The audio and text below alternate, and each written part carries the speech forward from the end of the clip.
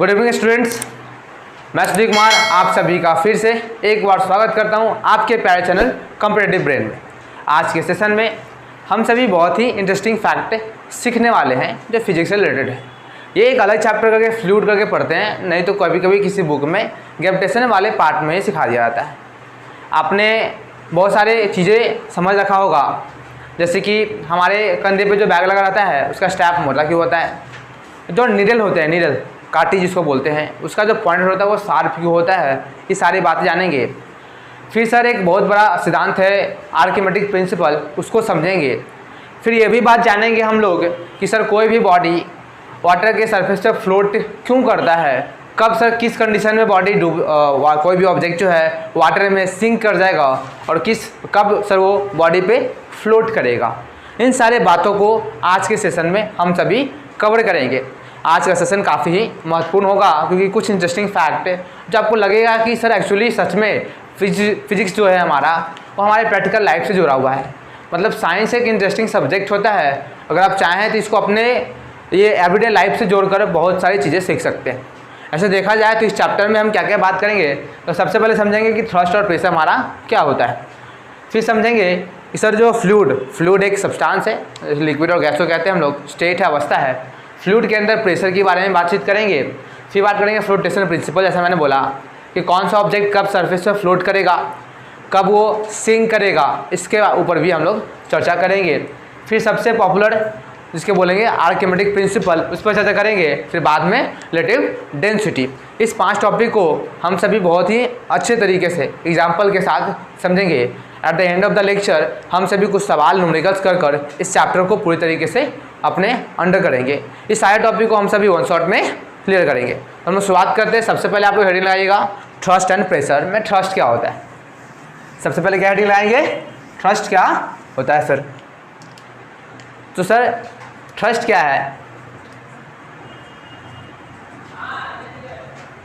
सबसे पहले बात करते हैं सर थ्रस्ट क्या है। तो बोलेंगे हम लोग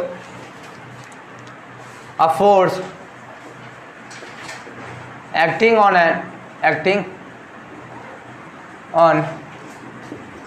any object is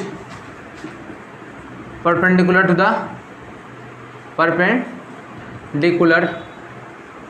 the surface is called thrust। Is called क्या सर, थ्रस्ट। उसको हम लोग थ्रस्ट कहते हैं। यहाँ पे लाइन मैंने क्या लिखा, एक ऐसा फोर्स जो किसी ऑब्जेक्ट पे लगता है जो कि परपेंडिकुलर हो सरफेस के।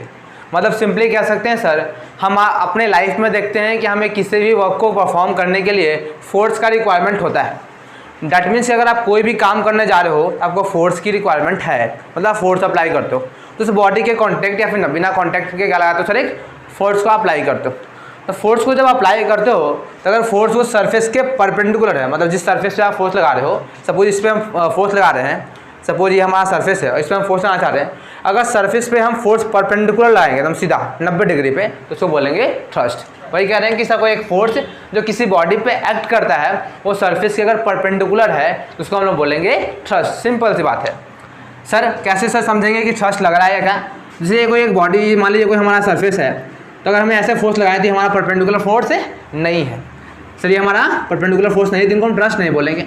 आगे हायर क्लासेस में सीखेंगे कि इस फोर्स का भी सॉल्यूशन हम सभी थ्रस्ट के फॉर्म में ही निकालते हैं। कहने का क्या मतलब है सर, हाँ बिल्कुल सर, आपने कहा कि जो परपेंडिकुलर फोर्स है उसी को हम सभी थ्रस्ट कहते हैं। मतलब कोई फोर्स जो हम किसी बॉडी पे लगा रहे हैं, अगर वो परपेंडिकुलर लगा रहे हैं तो उसको हम थ्रस्ट कहेंगे। अगर किसी एंगल पे लगा रहे हैं तो थ्रस्ट नहीं कहते हैं। बट अगर किसी एंगल पे लगाया हुआ फोर्स भी थ्रस्ट कहलाता है। कैसे सर, जब हम इसके कंपोनेंट की कंसेप्ट बात करें तब आगे जाइएगा तो जिस एंगल पे रहेगा, हायर क्लासेस में थोड़ा सा 11th में सीखेंगे कि इस एंगल का हम लोग कंपोनेंट तोड़कर इस चीज़ को सॉल्व करते हैं। बिना इस एंगल का, बिना इस फोर्स का कंपोनेंट तोड़े हम किसी भी फोर्स के वैल्यू को कैलकुलेट नहीं कर पाते। सर सरफेस आपका कैसा भी हो सकता है, जरूरी नहीं कि एकदम सीधा सीधा। अगर सरफेस आपका ऐसा दिया हुआ है, अब बोलेगा सर इस पर थ्रस्ट लग सकता है कि नहीं, क्यों नहीं लग सकता है, इस सरफेस पे हम परपेंडिकुलर एक फोर्स ऐसा अप्लाई कर देंगे। अगर हमारा सरफेस ऐसा है इस पर हम एक परपेंडिकुलर फोर्स ऐसा लगा देंगे। क्लियर है। मतलब सिंपल बस याद ये रखना है कि सर कोई एक ऐसा फोर्स है जो किसी भी सरफेस पे परपेंडिकुलर एक्ट करे उसको हम लोग थ्रस्ट कहते हैं, और कोई नया टर्म है नहीं। मतलब ये भी एक तरह का फोर्स है, बस सरफेस पे परपेंडिकुलर हमारा एक्ट करना चाहिए। ठीक है सर, ये एक है क्या सर, फोर्स। तो सर फोर्स का जो असाइनमेंट हमने पढ़ रखा था, फोर्स का असाइनमेंट क्या होता है सर, फोर्स का असाइनमेंट न्यूटन होता है। जो हमने न्यूटन पर रखा है वही इसका भी, थ्रस्ट का भी न्यूटन हो जाएगा, क्योंकि थ्रस्ट भी सर क्या है, एक तरह का फोर्स ही है। क्लियर है सर, बस थ्रस्ट में इससे ज़्यादा कुछ बातें हैं नहीं। अब हम बात करते हैं सर, अच्छा तो फोर्स कौन सा क्वांटिटी होता है, फोर्स वेक्टर। थ्रस्ट भी क्या है, एक तरह का फोर्स ही है ना। अरे फोर्स को कैटेगराइज कर दिया कि भाई एक ऐसा फोर्स जो किसी सरफेस के परपेंडिकुलर लगे, उसको थ्रस्ट नाम दे दिया, बस एक नया नाम दे दिया एक नई तरह से कि सर कोई फोर्स तो हम लोग हर एक तरीके से आते हैं ना, ऐसे भी लगाते हैं, किसी भी तरीके से बेंड कर लेते फोर्स लगाया। बस सर परपेंडिकुलर लगाएंगे तो सरफेस के अगर वो फोर्स परपेंडिकुलर है, मतलब 90 डिग्री बना रहा होगा, तो क्या कह देंगे, थ्रस्ट कह देंगे। अदरवाइज वो क्या है सर, एक सिंपल फोर्स है। तो सर अगर फोर्स हमारा वेक्टर क्वांटिटी है तो यहाँ लिख लीजिए थ्रस्ट भी हमारा क्या हो जाएगा सर, वेक्टर क्वांटिटी। तो ये भी हमारा क्या हो जाएगा sir, it is a vector quantity. तो ये भी हमारा क्या हो जाएगा सर, एक वेक्टर क्वांटिटी हो जाएगा। तो भी ये भी एक तरह का फोर्स है। अगला हेडिंग हम देखेंगे सर कि हमारा प्रेशर क्या होता है। क्या सर, प्रेशर क्या होता है। ठीक है, इसमें बहुत तरह का हम लोग एग्जाम्पल समझते हैं सर। सर प्रेशर को ऐसे डिफाइन करते हैं, ऐसे लिखते हैं, pressure it is defined as thrust per unit area. Thrust per unit area को ही हम लोग क्या कहते हैं सर, प्रेशर कहते हैं। और कोई नई बातें नहीं, थ्रस्ट पर यूनिट एरिया को ही हम लोग क्या कहते हैं, प्रेशर कहते हैं। ठीक है, या फिर इसको कहीं कहीं ऐसे भी लिखा जाता है कि effect of thrust per unit area, मतलब थ्रस्ट का प्रभाव किसी पार्टिकुलर रीजन पे, उसको हम सभी क्या कहते हैं सर, प्रेशर। तो ये भी बोल सकते हैं। एक्चुअली सर आप जब फोर्स अप्लाई करते हो तो किसी एक पार्टिकुलर रीजन पे करते हो, तो फोर्स लगाते हो ना किसी एरिया पे, उससे जो आपको प्रभाव दिखता है ना वो दब जाता है। जैसे आप तकिया पे खड़े होते हो तो आपने एक mg वेट फोर्स लगा नीचे की ओर, कोई एक पार्टिकुलर रीजन एरिया पे लगाया, तो क्या होता है सर, कंप्रेस हो जाता है। क्या होता है, कंप्रेस हो जाता है। तो इफेक्ट दिखा, वही प्रेशर है। मतलब जो आप फोर्स अप्लाई करते हो ना किसी पार्टिकुलर रीजन पे, वहाँ से जो आपको इफेक्ट देखने को मिलता है, जो प्रभाव देखने को मिलता है, वही क्या है सर, एक प्रेशर है। क्या सर, प्रेशर। क्लियर है। तो प्रेशर कुछ नहीं है, थ्रस्ट पर यूनिट एरिया। अगर मैथमेटिकली लिख दिया हम प्रेशर को, तो ऐसे लिखेंगे कि pressure equal to thrust upon में, प्रेशर से P को रिप्रेजेंट करते हैं प्रेशर से, और P से पावर भी रिप्रेजेंट करते हैं। वैसे सवाल में समझ में आ जाएगा कि प्रेशर की बात हो रही है कि पावर की बात हो रही है। पावर की बात होगी तो एनर्जी, वर्क डन की बात होता रहेगा, और अगर प्रेशर की बात होगी तो फोर्स और एरिया की बातचीत होती रहेगी। तो कैपिटल P से प्रेशर को भी रिप्रेजेंट करते हैं और कैपिटल P से पावर को भी करते हैं। तो ध्यान रखिए, कंफ्यूज नहीं होना है। तो थ्रस्ट अपॉन में एरिया। अच्छा, एरिया कौन सा लेते हैं, वह जो आपके कॉन्टेक्ट में आता है। जैसे हम अगर इस वॉल पे हम अगर से फोर्स लगाएं, इस वॉल का पूरा एरिया नहीं लेंगे सर, एरिया हम उतना ही लेंगे जितना में हमारा बॉडी कॉन्टेक्ट में है। तो मतलब वो लेंगे, वो एरिया लेंगे जो बॉडी जिसके कॉन्टेक्ट में होता है। क्लियर है सर, ध्यान रखिएगा। तो जो वहाँ पे एरिया वो होगा जो कॉन्टेक्ट होगा। तो थ्रस्ट को हम लोग क्या लिखते हैं, कुछ नहीं, एक परपेंडिकुलर फोर्स है और नीचे में एरिया ऑफ कॉन्टेक्ट सरफेस, जिस सरफेस से हम कॉन्टेक्ट में हैं उसका एरिया। बस पूरे एरिया का नहीं, पूरे सरफेस एरिया नहीं निकालते, जितने रीजन में आप कॉन्टेक्ट में हैं उतना ही के। ठीक है। और अगर हम बात करें इसके एसआई यूनिट का, कि प्रेशर का एसआई यूनिट क्या होता है, तो SI unit of pressure, pressure का एसआई यूनिट क्या होता है सर, बताइए क्या होता है, बताइए, भूल गए, पिछले बार बताया था आपको हम। प्रेशर का एसआई यूनिट होता है पास्कल। पास्कल साहब ने बताया था इसको, उसको सिंपल में पीए लिखते हैं। अगर पास्कल भूल जाओ तो यहाँ से लिख सकते हैं थ्रस्ट एक फोर्स है, इसका यूनिट क्या होता है, न्यूटन। एरिया क्या है, एक क्वांटिटी, इसका यूनिट क्या होता है, मीटर स्क्वायर। मतलब न्यूटन मीटर स्क्वायर भी किसका प्रेशर होता है, यूनिट होता है। हाँ, तो पास्कल को हम लोग अगर लिखें ऐसा यूनिट में तो लिखेंगे न्यूटन पर मीटर स्क्वायर। ये भी किसका होता है सर, प्रेशर का। तो प्रेशर का यूनिट वैसे हम लोग बोलते हैं पास्कल, बट यही बोलेंगे तो सही होगा। पास्कल इसलिए बोलते हैं क्योंकि पास्कल एक हमारे साइंटिस्ट थे जिन्होंने प्रेशर के बारे में बताया। तो उनके स्वाभिमान के लिए, मतलब उनका थोड़ा मान बढ़े या फिर उनके रिस्पेक्ट में हमने उस क्वांटिटी का यूनिट भी उन्हीं के नाम पे दे दिया ताकि उनके सम्मान में। क्लियर है? इतना नोट कीजिए। चलिए यहाँ तक क्लियर है। हमने समझा थ्रस्ट क्या होता है। थ्रस्ट कुछ नहीं है सर, जितने तरह का आपने इससे पहले फोर्स सुना है वो एक तरह का फोर्स ही है, बस वो फोर्स अगर परपेंडिकुलर एक्ट कर रहा है किसी सरफेस पे तो बोल देते हैं क्या सर? थ्रस्ट। सर कोई एक ऐसा क्या कहते हैं वो थ्रस्ट का इफेक्ट जो किसी पर्टिकुलर रीजन पे दिखता है उसको क्या बोल देते हैं? प्रेशर। अब समझते हैं प्रेशर इन फ्लूइड। ये भी चैप्टर टॉपिक को आपने पहले पढ़ कर आया रहता है, बस इसको थोड़ा सा एक बार रिविजन करते हैं। सर थ्रस्ट का कोई काउज भी होता है? मतलब कैसे उत्पन्न होता है? नहीं क्या सर? अब सर नहीं, थ्रस्ट का काउज मतलब कोई बाहर, वैसे आप पढ़ के आए ना न्यूटन्स लॉ ऑफ मोशन में क्या कि सर किसी बॉडी पे जो फोर्स लगता है वो आप लगाते हो ना। मतलब अगर कोई बॉडी मोशन परफॉर्म कर रहा है इसका मतलब उसको मोशन परफॉर्म करने के लिए मजबूर आपने किया था ना। मतलब हमने कहते हैं कोई बॉडी एक्सेलरेट कर रहा होगा इसका मतलब कोई ना कोई से फोर्स लग रहा होगा, या तो फ्रिक्शन लग रहा होगा, या तो mg लग रहा होगा, या तो कोई बाहरी बल दिया होगा, तभी बॉडी मूव किया, नहीं तो बॉडी मूव नहीं करता। तो मतलब जो बॉडी जिस अवस्था में है उसी अवस्था में बना रहेगा तब तक जब तक क्या बाहरी बल न लगाओ। ये न्यूटन का पहला सिद्धांत कहता है। मतलब अगर बॉडी चल रहा है मतलब चल रहा है, वो रुक जाए चलते चलते इसका मतलब कोई ना कोई इससे फोर्स लगा। कौन सा? वो फ्रिक्शन। क्लियर है? देखिए प्रेशर इन फ्लूइड की बात करते हैं। तो प्रेशर इन फ्लूइड की जब हम बात करेंगे मतलब फ्लूइड में प्रेशर को ऑब्जर्व करेंगे। क्या सर? फ्लूइड में प्रेशर को ऑब्जर्व करेंगे। तो सब पहले समझते हैं कि फ्लूइड क्या होता है। क्या समझते हैं? ए बात नहीं करना ना पीछे। फ्लूइड क्या होता है ये देखेंगे, ठीक है? फ्लूइड क्या होता है sir? The substance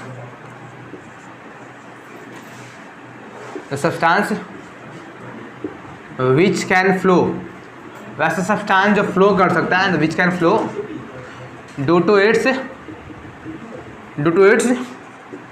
internal forces. उसके इंटरनल फोर्सेस की वजह से जो मूव करता है, क्या वो मूव करता है या फिर क्या कहते हैं फ्लो कर पाता है। आपको पता है जो सॉलिड सब्सटेंस होते हैं हमारे, जो सॉलिड सब्सटेंस होते हैं वो क्या होता है? रिजिड होता है, मतलब कि कठोर होता है सर। क्या होता है? कठोर। मतलब इसके पार्टिकल्स अपने जगह पे वाइब्रेट करेंगे बट मूव नहीं कर सकते हैं। क्लियर है? तो सर ये जो क्या कहते हैं वो सब्सटेंस को फ्लूइड कहते हैं जो सर मूव कर सकते हैं उनके अंदर के फोर्सेस के वजह से। उनके बीच में पार्टिकल के बीच में फोर्स लगता है जिसको बोलते हैं इंटरमोलिकुलर फोर्स ऑफ अट्रैक्शन, जो केमिस्ट्री के चैप्टर 1-2 में आप सीख के आते हैं।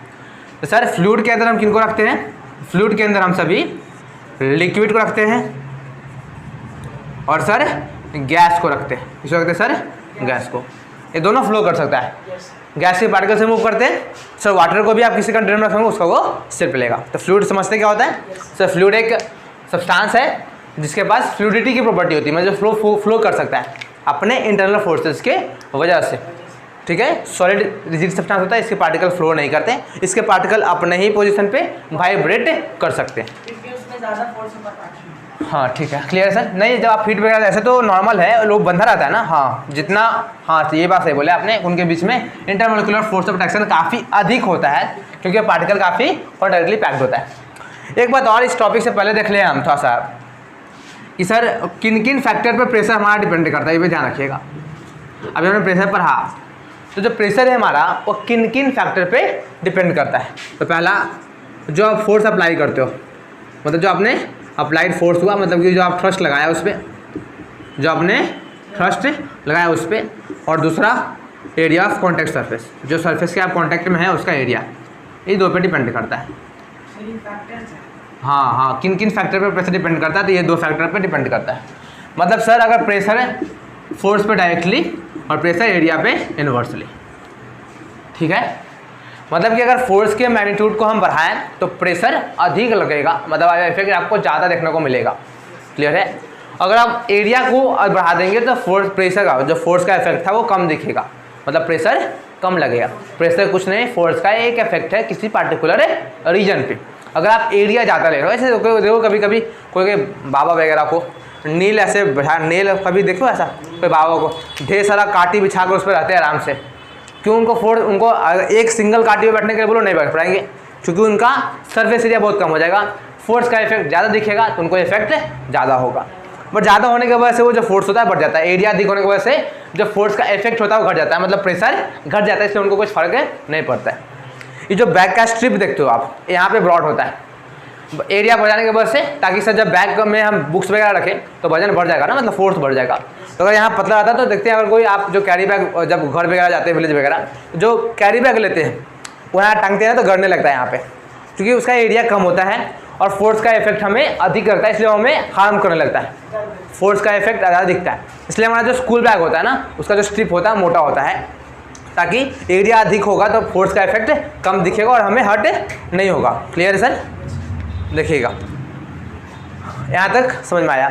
जैसे आपने एक सवाल एक दिन किया था ऊँट वाला सर, कि सर ऊँट जो है बालू पे आसानी से चल सकता है, तो उस दिन मैंने फ्रिक्शन को लेकर बता दिया था। ऐसे तो बहुत सारे फैक्टर हैं जो फिजिक्स को डिफाइन कर देगा उसके, बट वहाँ पे अगर इस चीज़ को देखें, हम लोग बालू पे नहीं चल सकते हैं बट कैमल चलता है, क्योंकि उसका जो पैर होता है वो ब्रॉड होता है, चौड़ा होता है हम लोग से काफ़ी ज़्यादा, तो उसका इफेक्ट बहुत ही कम दिखता है, इस वजह से वो धंसता ही नहीं है।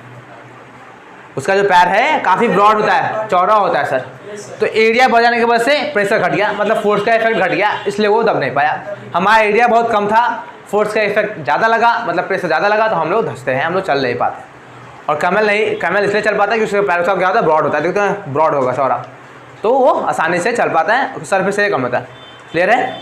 ये अगर कोई पूछे कि प्रेशर किन किन फैक्टर पर डिपेंड करता है, दो फैक्टर पे, पहला अप्लाइड थ्रस्ट, मतलब जो आप फोर्स अप्लाई करते हो उस पर, दूसरा एरिया ऑफ कॉन्टैक्ट सरफेस। जितना अधिक फोर्स लगाओगे उतना अधिक आपको प्रेशर मतलब फोर्स का इफेक्ट देखने को मिलेगा। जितना आपका एरिया रहेगा, एरिया को बढ़ाते जाओगे, एरिया पे इन्वर्सली प्रोपोर्शनल है, तो प्रेशर घटते जाएगा। प्रेशर घटने का मतलब होता है कि जो आप फोर्स अप्लाई कर रहे थे उसका इफेक्ट आपको कम दिखेगा। क्लियर है सर? प्रेशर में फ्लूइड की अगर हम बात करें, जो फ्लूइड होता है वैसा सब्सटेंस जो फ्लो कर सकता है, तो सर ये जो फ्लूइड होता है ना, इनकी खासियत होती है, इनके पास एक प्रॉपर्टी होता है जिसके वजह से ये हर एक कंटेनर के वॉल पे क्या लगाते हैं, प्रेशर। तो कहते हैं फ्लूइड exerts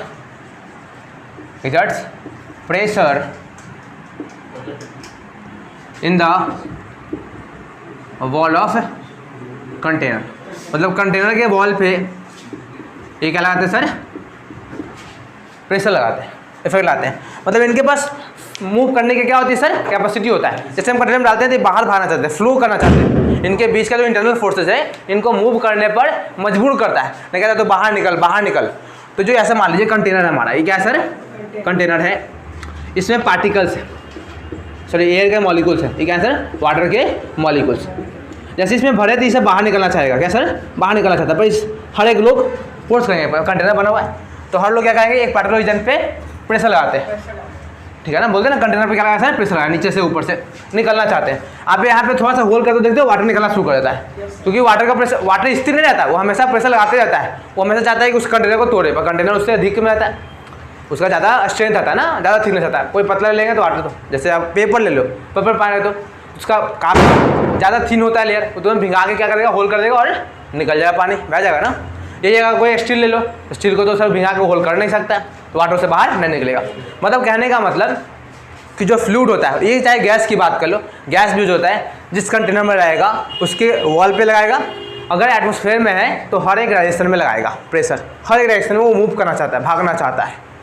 तो जो फ्लूइड होते हैं, फ्लूइड कहने का मतलब वैसा सब्सटेंस जो फ्लो कर सकता है, उसमें दो सब्सटेंस, सॉलिड भी और गैस भी, सॉरी लिक्विड और गैस। सॉलिड तो रिजिड होता है, लिक्विड और गैस। तो लिक्विड भी सर कंटेनर के वॉल पे प्रेशर लगाता है और गैस भी। ये जो फ्लूइड होते हैं ना, वो हर एक डायरेक्शन में प्रेशर को इजेक्ट करते हैं जहाँ पे वो रहते हैं। कंटेनर में है तो कंटेनर के वॉल पे, एटमॉस्फेयर में है तो एटमॉस्फेयर के डायरेक्शन में। क्लियर है? हाँ, तो याद रखिएगा कि जो प्रेशर फ्लूइड के अंदर होता है वो कंटेनर के वॉल पे रहता है, बॉटम में भी और साइड वॉल पे भी। क्लियर है? क्लियर।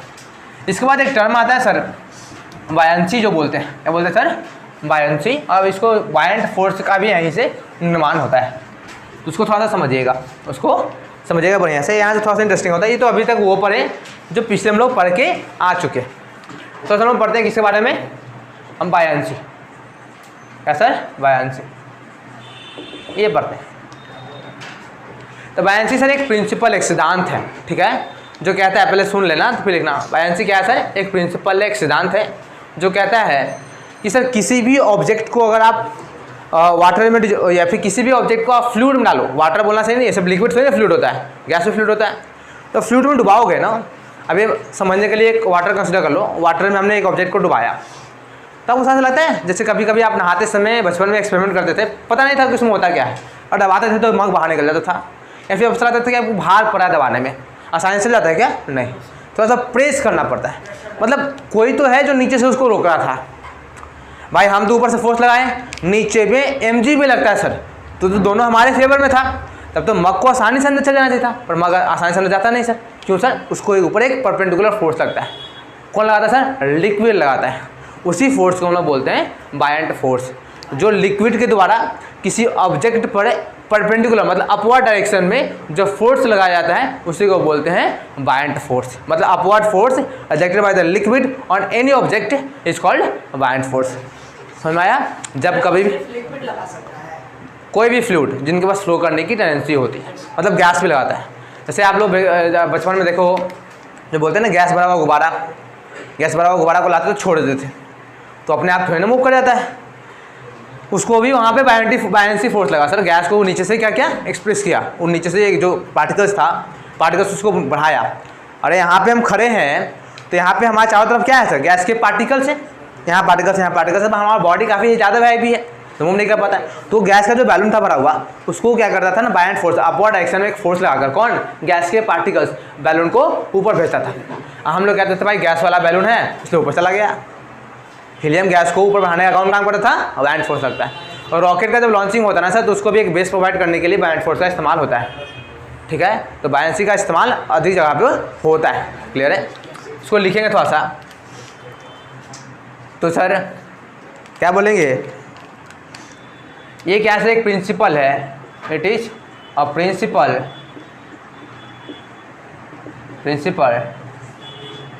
एक सिद्धांत है सर, डैट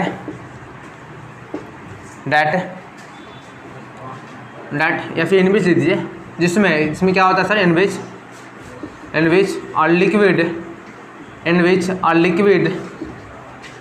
एक्सर्ट, या फिर लिक्विड से अच्छा लिख लीजिए क्या सर? Fluid sir. क्या लिख लीजिए? Fluid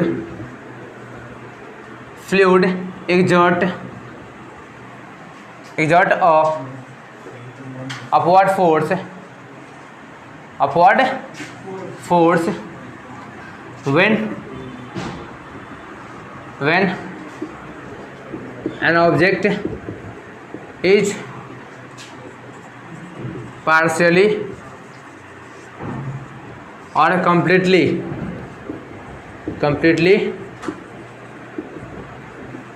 dissolved in a fluid। जब अगर एक ऑब्जेक्ट को आप पार्शियली या फिर कंप्लीटली किसी फ्लूइड में डुबाते हो, प्रेस करते हो, तो उसके द्वारा क्या लगाया जाता है सर? एक अपवर्ड फोर्स लगाया जाता है। कह रहा है कि एक ऐसा प्रिंसिपल है जिसमें एक फ्लूइड जो होता है अपवर्ड फोर्स लगाता है जब आप एक ऑब्जेक्ट को उसमें पार्शियली मतलब थोड़ा सा हल्का से दबाए तब भी, या फिर कंप्लीटली डुबा रहे हो। डिजॉल्व मत लिखो, डिजॉल्व मतलब घोलना होता है। इमर्ज लिखो, इमर्ज मतलब डुबाना होता है। क्या लिखो? इमर्ज इन अ फ्लूइड में डुबाया। इमर्ज मतलब आई होता है ना, IMMERACD, IMMERACD। इमर्ज मतलब होता है डुबाना। ठीक है, और यहाँ पे ऐसे लिखिए आगे, जो अपवर्ड फोर्स लगा, the upward force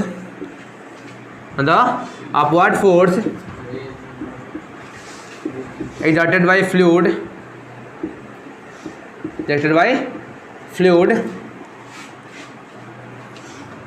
on object is called sir buoyant force. Is called, याद रखिएगा, बायंट फोर्स। प्रोनाउंसिएशन देखिए, कोई बायंट बोलता है, कोई बायंट बोलता है, बायंट फोर्स। ठीक है, buoyant force is also called as buoyant force.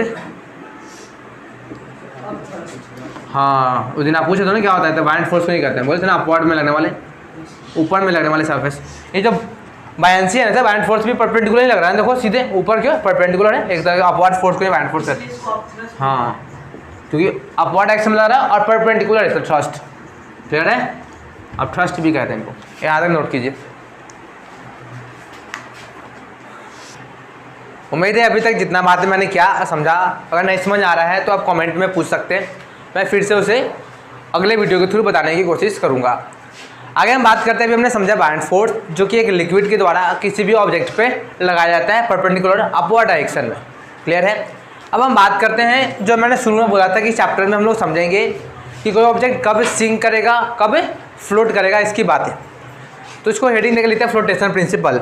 ऐसे तो सर बहुत सारे फैक्टर हैं जिन पे हम लोग फ्लोटेशन प्रिंसिपल की बातचीत करते हैं। फ्लोटेशन प्रिंसिपल मतलब क्या सिद्धांत होता है सर? अरे क्या कर रहा है रे? देखिए यहाँ पे फ्लोटेशन होता है, flotation principle, TATION, flotation principle, flotation principle. ठीक है, मतलब कोई ऑब्जेक्ट उसमें डूबेगा या फिर फ्लोट करेगा, ये चीज़ को बारे में पता करते हैं। मैंने बोला सर ऐसे तो बहुत सारी बातें हैं जिसको आप बता सकते हैं कि बॉडी उस पर डूबेगा या फिर फ्लोट करेगा। जैसे हम लोग पहले सीखते आते हैं सर डेंसिटी को लेकर। क्या सर? डेंसिटी को लेकर कि सर डेंसिटी जो होता है हमारा, डेंसिटी कि अगर वाटर में अगर हम बात करें, फ्लूइड को हमने एक लिक्विड से कंसीडर कर लिया वाटर, अगर हम चाहते हैं कि हमारा जो बॉडी है वो वाटर में सिंक कर जाए, जैसे आपको जो बॉडी कंसीडर किया उसको आप वाटर में डालें, वाटर के सरफेस पे, अगर वो सिंक कर जा रहा है, इसका मतलब हम समझते थे कि जो वो बॉडी है उसकी डेंसिटी अधिक है वाटर के डेंसिटी से। फिर से मैंने एक बॉडी को लेकर गया, वाटर में डाला, अगर वो डूब गया तो हम लोग कहते थे कि सर जो बॉडी डूबा उसका डेंसिटी अधिक है, किससे कंपेयर में? वाटर में। जो बॉडी फ्लोट कर रहा है तो हम लोग कहते हैं कि उसका डेंसिटी कम है, किससे? वाटर से। बट यहाँ पे हम लोग डेंसिटी की बात न करके बायोलेंसी फोर्स की बातचीत करें तो थोड़ा सा उसके भाषा में समझते हैं। तो देखिएगा, हम दो केस बनाते हैं, दो कंटेनर लिया मैंने, एक ये और एक यहाँ पे सर ये भी, इसमें भी लिक्विड भरा हुआ है हमारा, वाटर भरा हुआ है। क्या भरा हुआ सर? वाटर मैंने भर दिया, फिल कर दिया, इसमें भी मैंने वाटर को फिल कर दिया सर। क्या है? वाटर को भर दिया। दोनों मैंने ऑब्जेक्ट को लाया, तो एक मैंने देखा ऑब्जेक्ट यहाँ और एक में ऑब्जेक्ट यहाँ। एक में दिख रहा है सर क्या कर गया? फ्लोट कर गया। क्या कर गया सर? फ्लोट कर रहा है, तैर रहा है। और एक में सर क्या कर गया? सिंक कर गया। थोड़ा देर के लिए हम भूल जाए कि फ्लोट और सिंक के बारे में क्या बोल रहे हैं सर, तो थोड़ा देर पहले इसको थोड़ा सा एनालाइज करते कि इसमें हो क्या रहा है। अरे यहाँ ध्यान दें, तो सर क्या हो रहा है, इस पर एक हमेशा एक फोर्स नीचे क्यों लगेगा? mg। ये तो कोई दिक्कत नहीं, कोई बॉडी जो इन्वर्स पे है उसके नीचे तो एक वेट फोर्स लगता है, लगता है। लिक्विड के कांटेक्ट में आया तो लिक्विड भी एक तरह का फोर्स लगाता है, अपवर्ड डायरेक्शन में लगाता है, हाफ थ्रस्ट, जिसको हम लोग बायंड बोले। दो बार क्या लगेगा? बायंड फोर्स, FB से रिप्रेजेंट किया, हाँ बायंड फोर्स, कोई दिक्कत लगा। अब ध्यान रखिएगा, तो यहाँ भी यही कुछ हुआ होगा सर, नीचे mg लग रहा होगा और ऊपर में क्या लगा होगा सर? बायंड फोर्स, कोई दिक्कत, नीचे ग्रेविटी की वजह से और ऊपर लिक्विड की वजह से। अगर सर हमारा केस में बना के लिखिएगा, अगर फ्लोट कर रहा है तो फ्लोट कब करेगा सर? जब ऊपर वाला फोर्स अधिक हो जाए। हम तुम जैसे हमको कोई इधर से खींच रहा है, कोई इधर से भी खींच रहा है, इधर मूव कर गया मतलब इधर वाला फोर्स ज़्यादा, पीछे मूव कर गया मतलब पीछे वाला फोर्स ज़्यादा। ये बॉडी ऊपर रह गया, नीचे नहीं आया, हम तो डुबा रहे थे सर, और mg भी सपोर्ट कर रहा था, बस ये बॉडी डुबा नहीं है ना। अरे आपने सरफेस पे से छोड़ दिया, वाटर के सरफेस पे ऐसे, तो वाटर के सरफेस पे छोड़ा तो ये नीचे गया नहीं गया, पर जबकि नीचे mg तो लग रहा है, वैसे बायंड फोर्स भी लग रहा है, बट mg भी तो लग रहा था, बस ये फ्लोट कर गया। इसका मतलब कि यहाँ पे जो बायंड फोर्स हमारा लगा था वो क्या था सर? अधिक था, किससे? mg से। अगर बायंड फोर्स अधिक हो जाए किससे? mg से, ग्रेविटी से, तो बॉडी क्या करेगा सर? फ्लोट करेगा। बॉडी क्या करेगा सर? फ्लोट करेगा ऊपर की ओर। अगर सर mg मतलब जो वेट लग रहा था वो ज़्यादा हो जाए, किससे? बायंड फोर्स से, मतलब वो नीचे खींच लेगा। अगर mg ज़्यादा हो जाए ग्रेविटेशनल फोर्स तो वो नीचे खींच लेगा, तो बॉडी हमारा क्या कर जाएगा सर? सिंक कर जाएगा, डूब जाएगा। क्लियर है?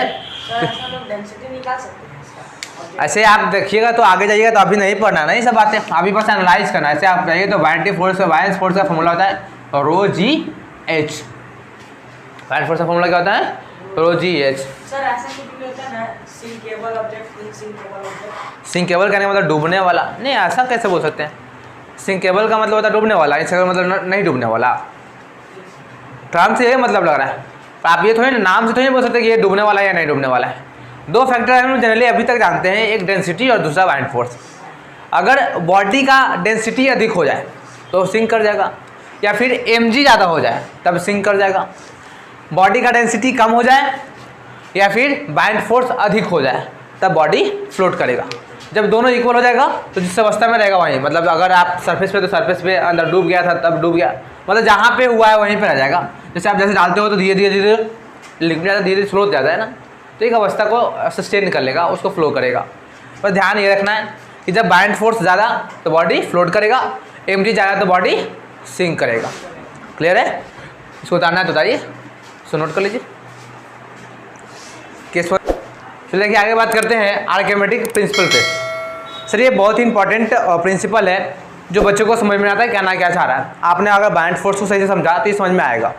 कह रहा है कि अगर आप जब कभी भी, ये आर्किमेटिक प्रिंसिपल कहता है कि जब कभी भी आप किसी एक ऑब्जेक्ट को एक वाटर में डिजॉल्व करते हो, मतलब सॉरी इमर्स्ड मतलब डुबाते हो पार्शियली या फिर कंप्लीटली, एक ऑब्जेक्ट को लिया एक लिक्विड में हमने उसको डुबाया, या पार्शियली हो चाहे पूरी तरीके से या थोड़े तरीके से, तो लिक्विड एक अपवर्ड फोर्स लगाएगा जिसको आपने बाइंड फोर्स कहा। तो जब आप एक ऑब्जेक्ट को डुबाते हो तो कुछ वाटर बाहर निकलता है, डिस्प्लेस करता है, तो कहता है कि जो बाइंड फोर्स लगेगा लिक्विड पे, जो वाटर निकला उसके वेट के बराबर होगा। वेट मतलब उसके mg फोर्स के बराबर होगा। फिर से एक साधारण सा एग्जाम्पल ले, मैं कह रहा हूँ कि तू, तेरे घर में एक टब है, क्या सर? टब में तू गया नहाने, टब तेरा पानी से भरा हुआ था, उसमें नहाने गया। जब तुम उसमें गया, जब उसमें बैठता है तो कुछ पानी छलकता है बाहर, तो जितना तेरा बॉडी ने वाटर ने बाइंड फोर्स लगाया ऊपर की ओर, और जितना वाटर का निकला ना, तो बाहर एक तराजू रख ले ऐसे, वाटर जो निकला उसको वेट कर, मेजर कर, तो जितना वेट निकलेगा, वेट मतलब एक फोर्स की बात करें mg, वेट यहाँ पे मास की बात नहीं कर रहे, वेट mg, ठीक है? जो लिक्विड निकलेगा उसका वेट कैलकुलेट कर, mass into acceleration due to gravity, जो उसका वैल्यू होगा वही बाइंड फोर्स के बराबर होगा। फिर से मैंने कहा एक टब में आप गए नहाने, नहाते हैं तो कुछ वाटर डिस्प्लेस होता है, कुछ वाटर निकला, उसका कुछ ना कुछ तो वेट होगा ना सर? उसका मास, हाँ कुछ वजन, और नीचे की ओर जा रहा है तो mg वेट बोलते हैं, कुछ वेट हुआ, उसको तराजू से कैलकुलेट किया वेट उसका, ठीक है सर? वेट कैलकुलेट करें, जो मास आएगा ना उसमें g का मल्टीप्लाई कर देना, वेट आ जाएगा, एक्सेलरेशन ड्यू टू ग्रेविटी। जैसे हम बोले मेरा मास बताओ तो 60, बोले वेट बताओ तो 600 न्यूटन। अरे हम अपना मास पूछे तो 60 kg, वेट पूछे तो 600 न्यूटन। अरे mass into acceleration due to gravity, तो हमारा वेट है, कोई वेट पूछता है तो 60 नहीं बोलते हैं, weight is a type of force not a mass, KG में रिप्रेजेंट नहीं करते। तो वेट हमारा 600 न्यूटन, मास हमारा 60 kg। उस तरीके से वाटर जो हमारा डिस्प्लेस हुआ उसका जो वेट होगा वो बाइंड फोर्स के बराबर होगा। ये तो समझते हैं कि अगर आप एक, जैसे एक भरा सा बकेट है बाल्टी, उसमें कोई ऑब्जेक्ट को डालेंगे, कुछ वाटर डिस्प्लेस होता है, बाहर निकलता है, क्या पानी गिरता है, जो वाटर निकलेगा, जो वाटर का जो वेट होगा वही बाइंड फोर्स के बराबर होगा। क्लियर है? ये कहता है कि जब कोई एक ऑब्जेक्ट को हम लोग कंप्लीटली या पार्शियली किसी लिक्विड में डुबोते हैं तब लिक्विड एक अपवर्ड फोर्स लगाता है जिसको हम लोग बाइंड फोर्स बोले, इसी को अपथ्रस्ट भी कहते हैं, जो न्यूमेरिकली मतलब जो उसका वैल्यू होता है वो बराबर होता है वेट ऑफ लिक्विड डिस्प्लेस, जो पानी निकला उसके बराबर। सर वेट कहने का मतलब नहीं समझा। वेट कहने का मतलब सर जैसे वाटर निकला ना भाई, कुछ क्वांटिटी, उसका कुछ वजन होगा उसमें। जैसे तुमसे अगर कोई पूछे वेट तुम्हारा क्या है, क्या बोलोगे? 40 kg। हाँ 40 kg, 40 kg तुम्हारा वेट है। वेट क्या है? अभी तक तो क्या पढ़ गया? वेट एक फोर्स होता है, ग्रेविटेशन चैप्टर में क्या पढ़ा? वेट एक फोर्स होता है जो कि mg के बराबर होता है। उसमें मास, तुम्हारे बॉडी का mass into acceleration due to gravity लिखते हैं। तो मास 40, g का वैल्यू लगभग ऐसे तो 9.8 होता है, लगभग 10 मान ले तो 400 न्यूटन तुम्हारा वेट कितना बॉडी का? तुम्हारे बॉडी का वेट 400 न्यूटन है, 40 kg नहीं। तो जो वाटर डिस्प्लेस होगा उसका जो वेट होगा उसमें g से मल्टीप्लाई करके, मतलब मास जो होगा उसमें g से मल्टीप्लाई करके क्या निकलेगा? उस लिक्विड का वेट, वही वेट जो आएगा वैल्यू, वो जो फोर्स न्यूटन में आएगा वही होगा बाइंड फोर्स के बराबर। Buoyant force which is numerically equal to the weight of liquid space, जो वाटर निकलता है उसके बराबर होता है। क्लियर है सर? अब इस सिद्धांत से हमने क्या क्या कंक्लूड किया वो ध्यान दीजिएगा। तो अगर सर इस सिद्धांत के कंक्लूजन की बात करें हम, क्या सर? कंक्लूजन तो बोलेंगे हम लोग क्या सर कि sir volume of object is equal to, इसलिए तो पूरा या फिर अच्छा लिख लेना, सही तो volume of object is equal to volume of water displace. ये समझ में आया कैसे? जो वॉल्यूम ऑब्जेक्ट का होगा, मग का हमने डाला वाटर में, तो जितना मग का वॉल्यूम होगा उतना ही पानी तो निकलेगा सर, निकलेगा, कोई दिक्कत? तो जितना हमने वॉल्यूम ऑब्जेक्ट का होगा वही वॉल्यूम किसका होगा? तो हमसे वॉल्यूम पूछे ऑब्जेक्ट का, तो जितना वाटर का वॉल्यूम देगा किसी एक का कुछ ना कुछ इन्फॉर्मेशन देगा। याद रखिएगा, आर्किमिडीज प्रिंसिपल से कहता है कि जो ऑब्जेक्ट हम लोग इमर्ज करते हैं उसका जो वॉल्यूम होता है वही वाटर स्पेस का वॉल्यूम होता है, पहला। दूसरा क्या कंक्लूजन निकाले कि सर जो बाइंड फोर्स लगाता है लिक्विड के द्वारा, जो बाइंड फोर्स लगता है वो बराबर होता है किसके? वेट ऑफ, ठीक है सर, वेट लिखा हुआ, वेट ऑफ डिस्प्लेस लिक्विड। जो लिक्विड हमारा डिस्प्लेस हुआ था ना उसके वेट के बराबर बाइंड फोर्स हमारा होता है। क्लियर है? इतना नोट करो। चलिए आगे देखते हैं रिलेटिव डेंसिटी क्या होता है। तो रिलेटिव डेंसिटी मतलब कोई डेंसिटी के रिस्पेक्ट में, जब कभी भी रिलेटिव टर्म आता है मतलब किसी के रिस्पेक्ट में, किसी के रेफरेंस में, तो रिलेटिव डेंसिटी कहने का मतलब किसी भी सब्सटेंस अगर आपको डेंसिटी लिखना है तो किसी के रिस्पेक्ट में एक स्टैंडर्ड रेफरेंस मानकर, तो रेफरेंस किसको मानते हैं? तो density of water at 4 degree centigrade, मतलब वाटर की डेंसिटी 4 डिग्री सेंटीग्रेड पे मैक्सिमम होता है। ये उसका बिहेवियर है, इसमें कोई लॉजिक नहीं है कि 4 डिग्री सेंटीग्रेड पे ही मैक्सिमम क्यों हुआ। ये वाटर का बिहेवियर है कि 4 डिग्री सेंटीग्रेड पे वो मैक्सिमम डेंसिटी शो करता है वाटर। तो हम लोग कहते हैं सर जब कभी भी किसी भी सब्सटेंस का डेंसिटी लिखना हो हमें, तो ऊपर में density of substance divided by density of water at 4 degree centigrade, ये हमें क्या बताता है? Relative density. क्या बताता है सर? रिलेटिव डेंसिटी वाटर के रिस्पेक्ट में। किसी भी सब्सटेंस का डेंसिटी वाटर के रिस्पेक्ट में बताते हैं, उसको हम लोग बोलते हैं रिलेटिव डेंसिटी। मतलब रिलेटिव डेंसिटी को सिंपली हम लोग ऐसे लिख सकते हैं, आर डी इक्वल टू, मतलब ऊपर में किसी का डेंसिटी ऑफ सब्सटेंस और नीचे में क्या लिख सकते हैं sir? Density of water, density of water, क्या रिलेटिव डेंसिटी बोलते हैं वाटर रिस्पेक्ट में। हाँ तो निकलेगा तो डेंसिटी है ना, रिलेटिव डेंसिटी मतलब वाटर के रिस्पेक्ट में उसकी डेंसिटी कितनी है एट। हाँ एक्चुअली रिलेटिव डेंसिटी निकालते क्यों हैं? ये हमें आइडिया देता है कि हमारा ऑब्जेक्ट फ्लोट करेगा कि सिंक करेगा। रिलेटिव डेंसिटी निकालने का मतलब वाटर के रिस्पेक्ट में डेंसिटी बताना। डेंसिटी बताने का मतलब सर रिलेटिव डेंसिटी निकालने की जरूरत क्यों पड़ा? लोग आखिर से पढ़े क्यों? इसलिए निकालते हैं इसको हम लोग, ताकि अगर रिलेटिव डेंसिटी का वैल्यू ये निकालने के बाद अगर आर डी का वैल्यू 1 से बड़ा आ जाए, क्या है सर? 1 से बड़ा, तो जो ऑब्जेक्ट है हमारा वो क्या कर जाएगा सर? सिंक कर जाएगा। ऑब्जेक्ट क्या कर जाएगा सर? सिंक कर जाएगा। जैसे आप वाटर का ये सिंपल देखना, उतना मत सोच, ज़्यादा सोचेगा परेशान होगा। हम कह रहे सर रिलेटिव डेंसिटी एक ऐसा क्वांटिटी है जो हमें ये बताता है कि कोई भी ऑब्जेक्ट वाटर में सिंक करेगा या फिर फ्लोट करेगा, ठीक है। इसके बाद समझ रिलेटिव डेंसिटी निकालते कैसे हैं? तो सर किसी भी सब्सटेंस का रिलेटिव डेंसिटी लिखने के लिए उस सब्सटेंस का डेंसिटी वाटर के रिस्पेक्ट में कितना है, हमें फ्लोट या फिर सिंक कहाँ कराना है सर? वाटर पे। वाटर का डेंसिटी 4 डिग्री सेंटीग्रेड पर मैक्सिमम होता है। मैक्सिमम मतलब 1 ग्राम पर सेंटीमीटर क्यूब, तो मैक्सिमम होता है सर वाटर के 4 डिग्री सेंटीग्रेड पे। जब रिलेटिव डेंसिटी लिखना है तो 4 डिग्री सेंटीग्रेड का वाटर का जो डेंसिटी होता है वो नीचे, ऊपर में लिखना है डेंसिटी ऑफ सब्सटेंस। यहाँ से जो रिलेटिव डेंसिटी आएगा वो एक यूनिट लेस होगा, क्योंकि ऊपर भी डेंसिटी है और नीचे भी डेंसिटी है। डेंसिटी का यूनिट ऊपर, डेंसिटी का यूनिट नीचे, दोनों एक दूसरे को क्या करेगा? कैंसिल कर देगा। तो जो रिलेटिव डेंसिटी है, रिलेटिव डेंसिटी वो क्या है? एक यूनिट लेस क्वांटिटी है। क्लियर है? क्या सर? एक यूनिट लेस क्वांटिटी है। रिलेटिव डेंसिटी को हम लोग स्पेसिफिक ग्रेविटी भी कहते हैं। क्यों जरूरत पड़ा सर रिलेटिव डेंसिटी को कैलकुलेट करने के लिए? याद रखिएगा, रिलेटिव डेंसिटी हम लोग कैलकुलेट करते हैं ये बताने के लिए कि बॉडी फ्लोट करेगा या सिंक करेगा। अगर रिलेटिव डेंसिटी का यहाँ से वैल्यू हमने निकाला, उस सब्सटेंस जिस सब्सटेंस को हम देख रहे हैं कि डूबेगा या नहीं डूबेगा, उसको हम पानी के पास ले गए, इसका डेंसिटी ऊपर और वाटर का डेंसिटी 4 डिग्री सेंटीग्रेड पे, तो दोनों को हमने डिवाइड किया। अगर वैल्यू 1 से बड़ा आ गया तो ऑब्जेक्ट सिंक कर जाएगा। अगर वैल्यू 1 से छोटा आ जाए, अगर वैल्यू 1 से छोटा आ जाए तो ऑब्जेक्ट फ्लोट कर जाएगा। ऑब्जेक्ट क्या करेगा सर? फ्लोट करेगा। रिलेटिव डेंसिटी को हम कैलकुलेट करते हैं ये बताने के लिए कि ऑब्जेक्ट हमारा फ्लोट करेगा कि सिंक करेगा। कैसे लिखते हैं? जिस सब्सटेंस को फ्लोट या फिर सिंक करवाना चाह रहे हैं उसका डेंसिटी ऊपर, वाटर का डेंसिटी नीचे, उन दोनों का रेशियो बताता है रिलेटिव डेंसिटी।